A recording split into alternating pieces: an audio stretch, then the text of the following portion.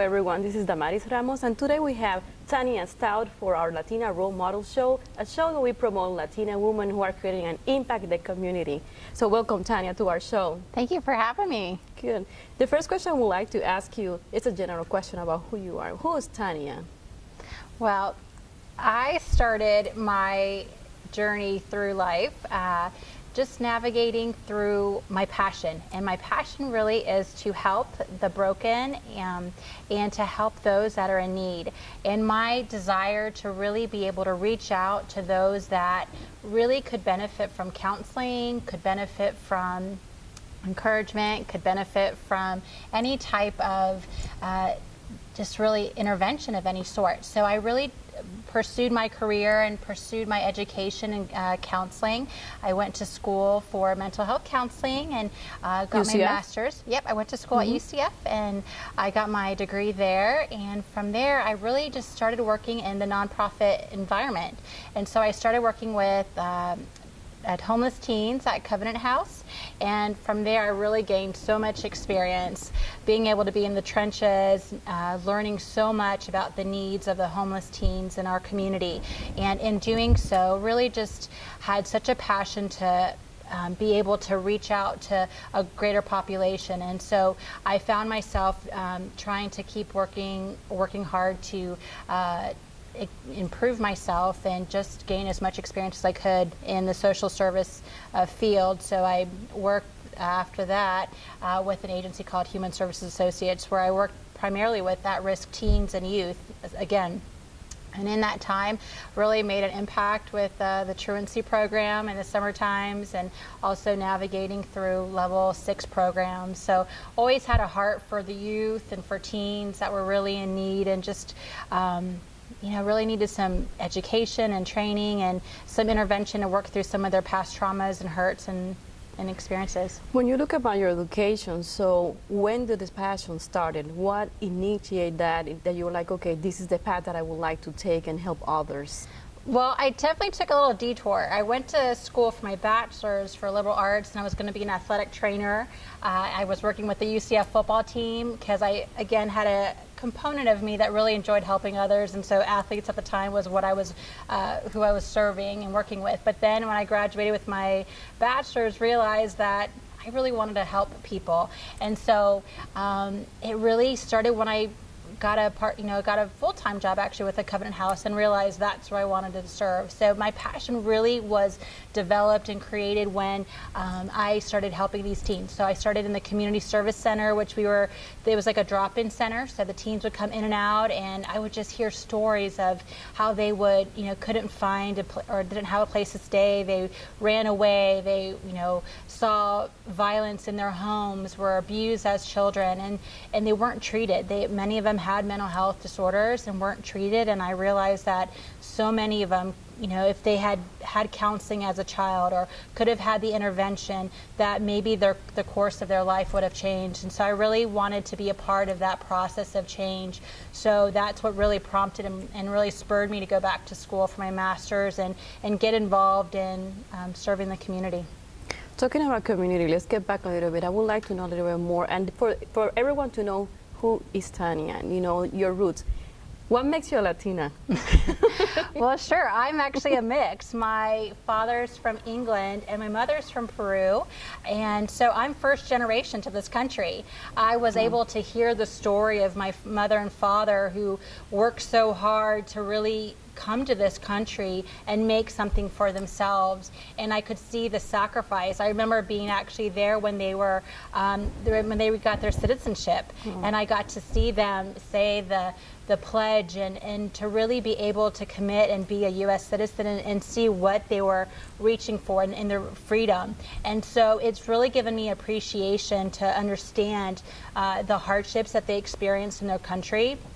More so my mother, and trying to make something of herself, in which she came from a country that had minimal opportunity for growth and to be able to be something. And so she came here and wanted a better life. And so I really feel like part of my legacy is to really make the most of being an influencer, to be able to affect change, to be able to connect with others and really inspire and be able to help those women and men that I come in contact with. That's really my passion. So my roots really come from being able to create change, to be able to see and appreciate the opportunities that we have here in America, and to be able to continue that legacy for my children.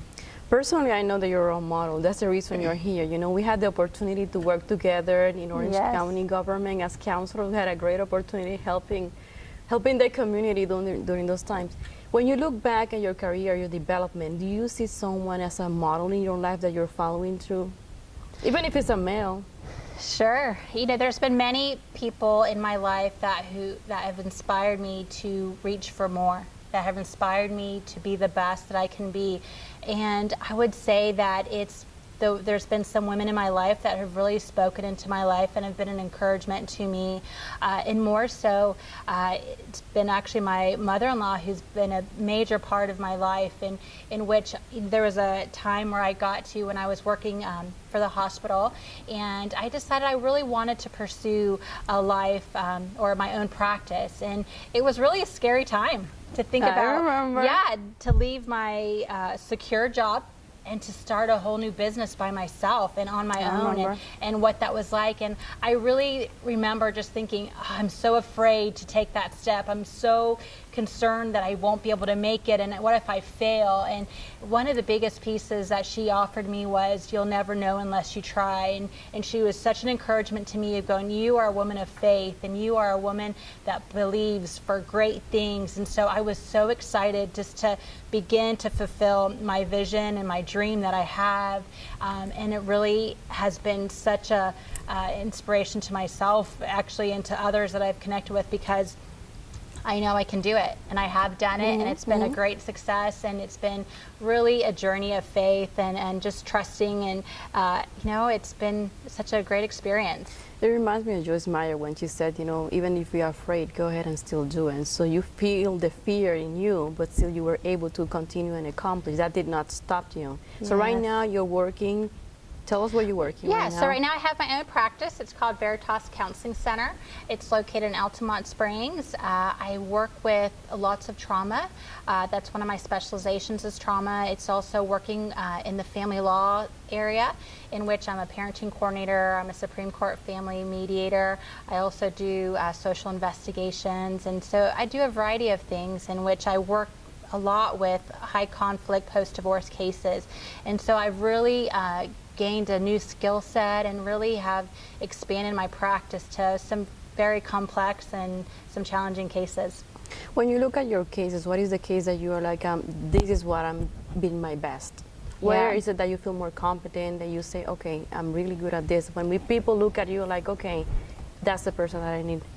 You know, one of the things that really drives who I am as a therapist is the ability to be able to help people realize and identify where they are in their life and where they want to go. And it's so amazing as a therapist to see light bulbs turn on when they can really see what their potential is, when you have seen it all along, but maybe they've had discouragement in their life, they've had, you know, different challenges in their life, where they really have not had the self-esteem to really see what their full capacity or potential is. And when you can begin to foster that, those characteristics and qualities that they really can take hold of and really then start to walk that out. It's just been, that's what really drives me as a therapist, is to really see the hope that just when they can grasp the hope in their life for more, that there is a way out, they can find the solutions, they can be inspired to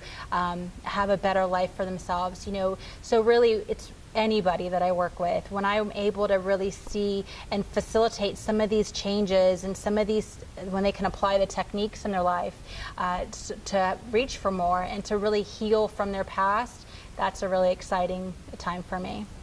When you look at, you know, what you do as a counselor, what would be, you know, a quick answer as a difference of a life coach? Because a lot of people are talking about life coaches. It seems to be something trendy. Sure. In my opinion, the difference primarily lies with the approach and the depth in which you address some of the areas in their life.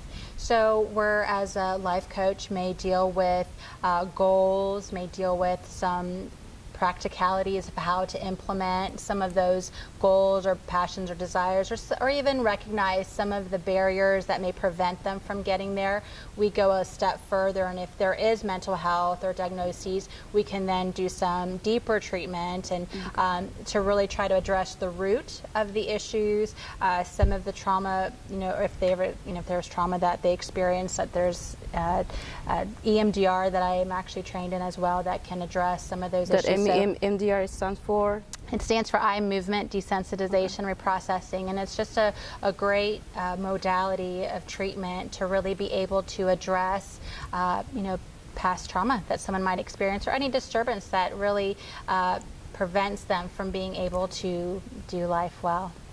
As a friend, as a co-worker, I really admire you, Tania. When you you took that leap of faith and did it, I'm like, I don't know if I would be able to do that, but I really admire you for that. So for those of you that are watching our program, what will be your advice? What would you tell them about how to be a role model? Sure. One of the biggest things that really I connect with is to dream it, to create the vision, and then be able to execute it. And that if there is something that you desire and something that you're after, and if there is something that you can see that you want, go for it. Don't let any fear or don't let the, just the worries stop you from reaching your goals and being your best. For me, the biggest piece is just to walk in the faith that great things are ahead of you and that you have the capacity, you have the ability, you have the knowledge to be able to execute the vision and the dreams, because you can never go back, and and it's better to try it and then see what happens than to live in regret. And so my biggest piece is I'm gonna take risks, and in those risks I really want to grow, and even in my failures I've learned so much, and I've learned how to do things better. I've learned more about my own character when in those times where I just didn't make it, or in areas where I kind of struggled. And so take the chances, take the risks, because it's so worth it. So when it comes about your faith, and this will be our last question, what is it that you're doing with this group of women? Talk about that for a little bit. Sure. At my church? Mm-hmm. Yeah, so I've just started to connect, and my goal really is just to be able to bring women together, to be able to inspire, to be able to encourage, and to do life together. I think one of the biggest pieces that's so important is that as women, we tend to be very, we judge each other. We sometimes have masks that we wear as women. We compare ourselves a lot to women.